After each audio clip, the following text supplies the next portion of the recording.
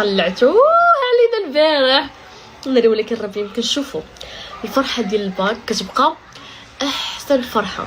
راه ما كتشعريش براسك كيفاش كتغوتي ولا كيفاش، ولكن راه يمكن شحال ضحكت البارح وفرحت وحق كنت محتاجه نفرح ديك الفرحه بحال ما هكاك. واش نستعقل كنتسناو في النتيجه، ربي ما خيبهاش ونجحات وفرحنا مقوت ما فرحنا.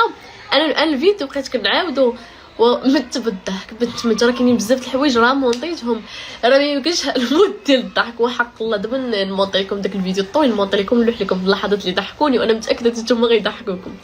ايوا صافي اختي هادشي اللي كانوا اليوم ان شاء الله الدقيقيه والضحك والنشاط. الله تفرحتنا والعائله ولا فيها واحد الجو زوين غنفرحوا وغنضحكوا. الله يسهل عليا ربي. شوفوا الفرحه ديال الباك والله الا واحد الفرحه زوينه.